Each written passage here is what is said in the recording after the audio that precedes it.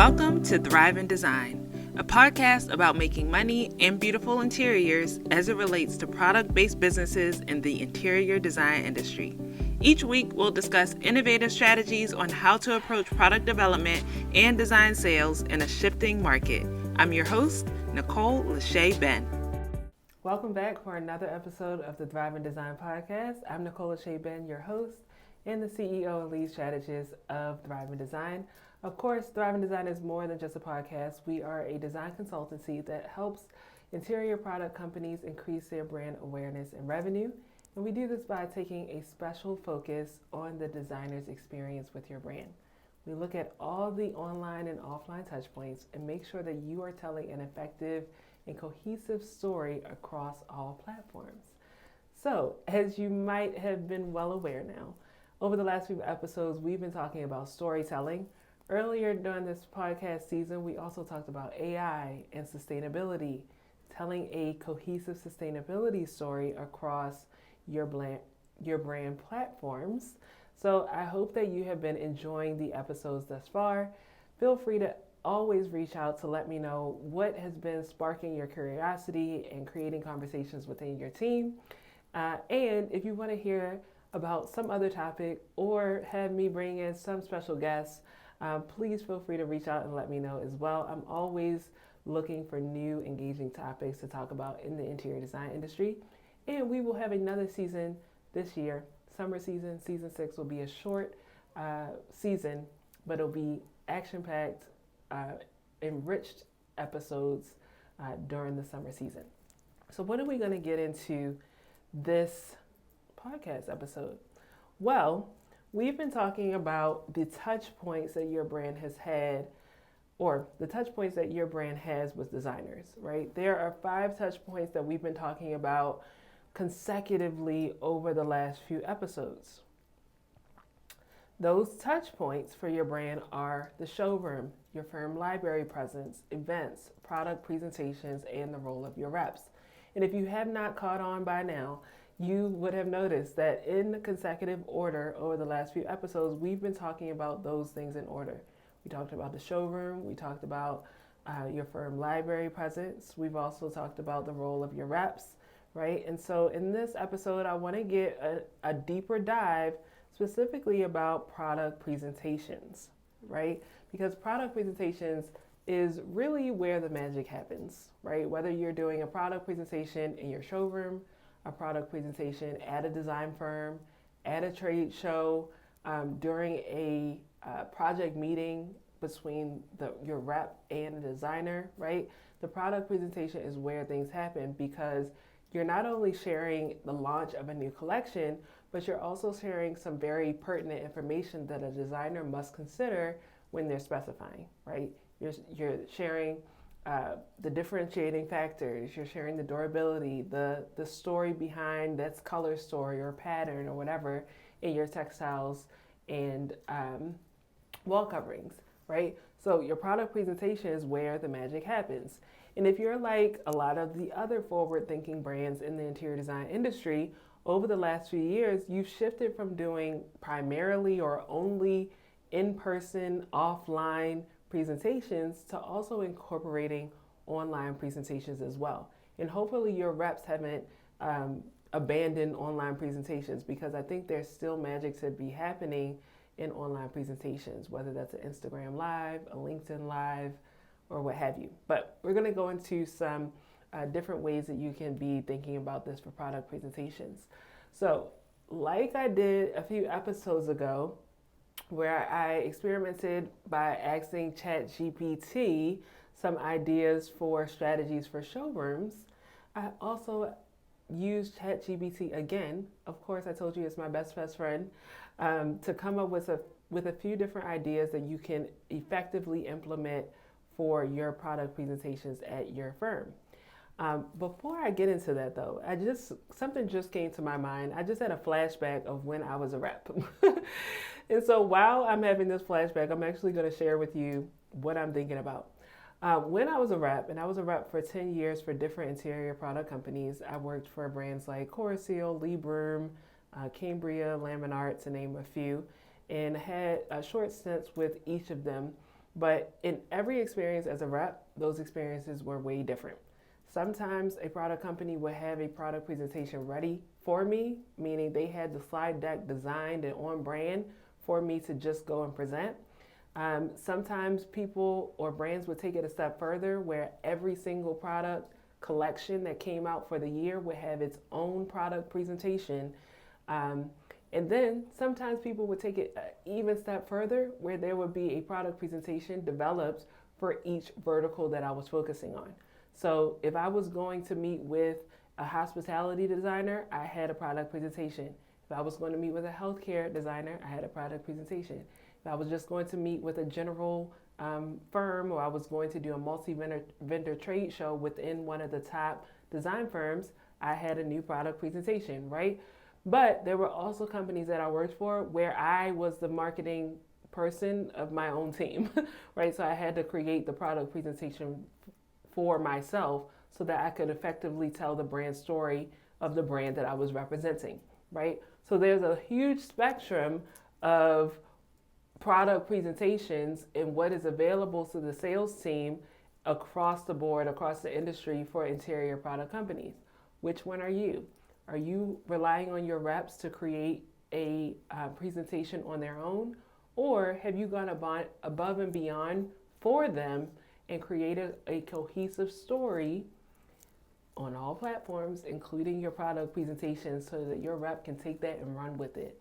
So it can be on brand, so that it can be cohesive. And then your rep from New York is telling the exact same story as your rep in Toronto, as your rep in Miami, as your rep in LA, and so on and so forth, right? So it's important, again, it goes back to the story of what is your brand story? How is it told in that product presentation? And I don't want you to be that interior product company that's relying on your rep to figure out what in the world your story is and how they're going to tell it in the product presentation. Because the last thing that you want is incohesiveness across the board, from city to city, firm to firm, and nobody knows what your brand is all about and why they should be specifying you. If you're doing that, you are leaving specifications on the table and therefore losing revenue, losing out on sales. Okay, so back to that train of thought that I just had, because I had a flashback, you guys, and it was not a good one, especially for the times that I had to create my own product presentations. Okay, so I asked ChatGPT to come up with some ideas for product presentations, both online and offline. So in terms of online product presentations, this is what ChatGPT shared with me. The first thing that they shared with me is visual storytelling. So that is to use compelling visuals such as infographics, images, and videos to ensure that your online presentation is visually appealing and follows a logical flow. That's pretty straightforward. The next thing that they said was to create short and engaging segments. So break down your story into shorter segments to maintain online audience attention. Consider using interactive elements like polls and Q&A sessions to keep participants engaged. To create a clear and concise message, and to do this by allowing your online audiences to get your message in a clear and concise manner, because they likely have a shorter attention span. Avoid unnecessary details and focus on the most impactful aspects of your product story. And again, engage through the chat and the Q&A. Another thing was to utilize multimedia. So this could be happening by incorporating multimedia elements such as product demos, customer testimonials, and virtual tours into your presentation. And this helps in providing a comprehensive understanding of your product and its value. And I want to take a moment to stop at this point right here. Product demos can be effectively shared in a lot of different ways. When I worked for one company a few years ago, they actually manufactured and distributed a lot of different products, including type 2 wall coverings. They distributed and created dry erase wall coverings, wall protection, and different things like that. I also worked for another company that created like quartz products that were stain resistant. So for each of them respectively, product demos could look like writing on the wall covering, or sharing how the wall covering was bleach cleanable, or showing a competitive product to the courts versus the actual course that you're selling, right? How does the competitor product stain with certain juices and elements versus how does your product not stain, right? So that's one example of a product demo. A virtual tour could be walking them through your showroom space, or even walking them through a project where your interior products are the main feature on display, so that people and designers can start to visualize, oh, that's how they use that product. Or I wasn't even thinking like that. I'm thinking, and start to think outside of the box of how they might typically use your products, for how they could push the envelope to use your products in another way. So I wanted to take a moment to pause right there on that multimedia section. The other things that they shared, or I say they, but they is ChatGPT, in terms of online product presentation, is to personalize the experience. So that is tailoring your story to resonate with the online audience. And this is super important for your A&D reps, right? Because at the end of the day, yes, your brand story is important, but in our industry, people buy from people. Your interior designers are really tied into not only your brand story, but the story behind the rep that they are dealing with. So your rep has to be telling a story that also ties into your brand story. So why is this product, or why is this brand important to them, right? How does it excite them every day? Why do they find your products really intriguing, and how are they integrating this into the story, right? And that's really the only differentiating factor that should be different between your New York rep, your LA rep, your Miami rep, and everything. Their personal story, but your brand story should be consistent across the board. And that goes into the last point that ChatGPT shared in terms of consistency, and that is creating consistent branding. So ensure that your online presentation maintains consistent branding. Use branded templates, colors, and fonts to reinforce your brand identity. Because another thing that you don't want is for your branding to look completely different from rep to rep, city to city. I worked for one company that, again, relied on their reps to create content. And some reps were creating green content online, some reps were creating red content, and it just looked like all colors of the rainbow, and it didn't look like one cohesive brand that these people were representing. And that is important. Okay? So that is what we came up with ChatGPT when it comes to online product presentations. So let's take a pivot into offline product presentation, or a live audience presentation. How does that differ? Of course, your product presentations are going to, again, share your story consistently and have many of the elements that were broken down in the virtual presentation that we just talked about. But the main differences are as follows. First of all, you're going to have an energetic opening. This is what is the recommendation. So capture the audience's attention from the start with an energetic and compelling opening. Use body language, gestures, and a confident tone to establish a strong presence. Next, of course, it goes into our theme for these last few episodes. It's storytelling through interaction. Engage with the live audience by directly involving them in the narrative. Ask questions, encourage participation, and create a dialogue to make the presentation more interactive. And this goes back to the other point that I was making a few episodes ago.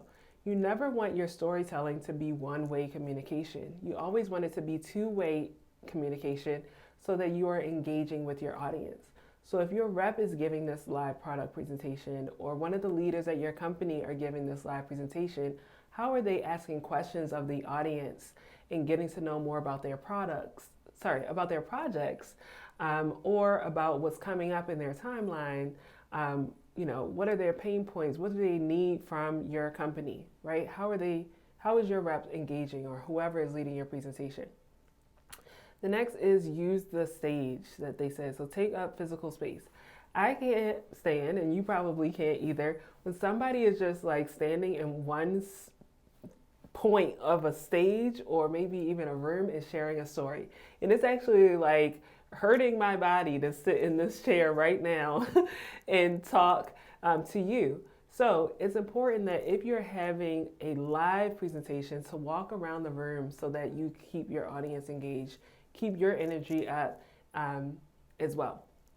And the last couple of things that they shared was to have demonstrations and samples. So of course, if you're an interior product company, you're not bringing samples into your presentation, you're doing something wrong.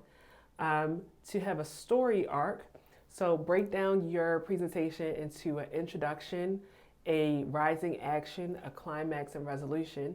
And then last but not least, to build emotional connections with your audience. What are some personal antidotes? And I know when I was a rep, I loved to create personal antidotes. And side note, at some point, I'm going to do like 10 minutes of live comedy somewhere because I like to do like funny antidotes.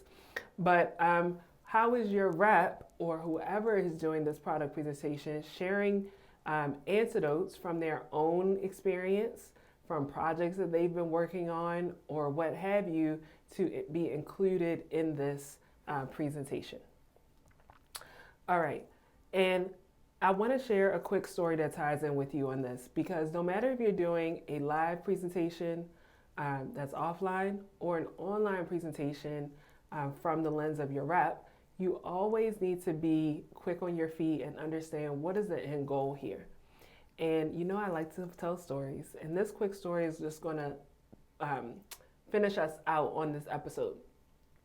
I was a rep at one specific company a few years back, and I went to this wonderful firm that you all might know called Yabel Puchelberg.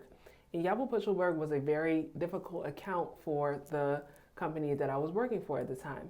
They were only probably specifying between like $1,000 to $5,000 worth of interior products per year. They knew of my company that I was representing, but they were very skeptical, right? They were very brand loyal to the competitors that I had at the time.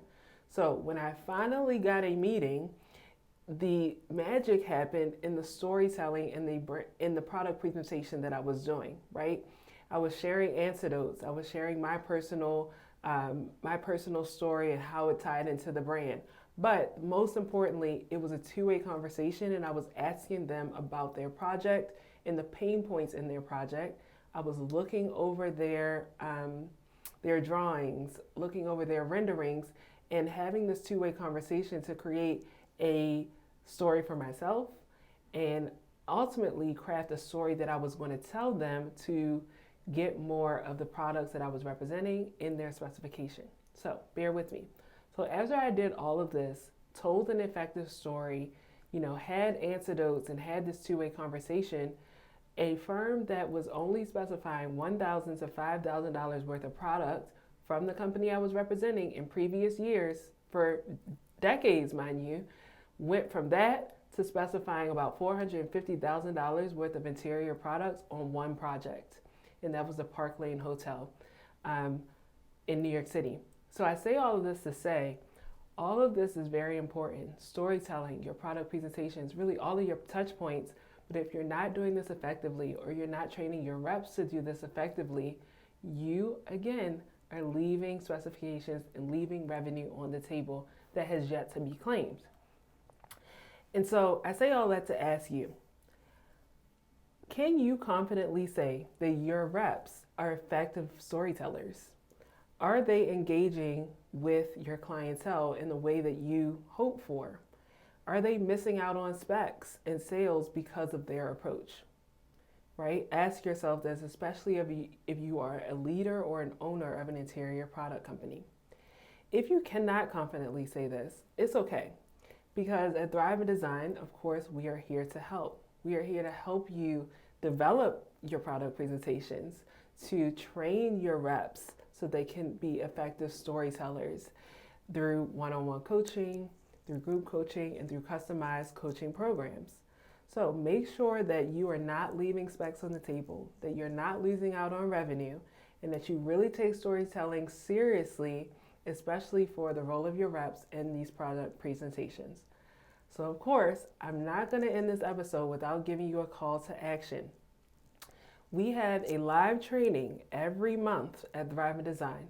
So if you go to training.thriveanddesign.co, we are going to go into this in way more depth and to start to implement some strategies for your own interior product company. And if you want to take it a step further, of course, we can work together. If you're like, okay, Nicole, I'm getting on this training this month. If you're like, okay, Nicole, yes, I'm getting on the training and I want to talk with you, please do send me an email, hello@nicolashea.com, or head to LinkedIn to send me a DM and we will go from there. But I can't wait to help you with your effective storytelling and also help your reps who are the face of your company and the face of getting you more specifications. So that is all for today. I can't wait to wrap up this season with you and for you to hear from our final guest of the season. So I will see you in the next episode. Thanks for joining us this week on Thrive in Design. Be sure to follow us on Instagram at Thrive in Design. And for more strategies on how your product company can innovate in the interior design industry, head to training.thriveindesign.co. As always, subscribe to the show to catch every new episode and leave us a review so we can continue to create captivating content. See you next week.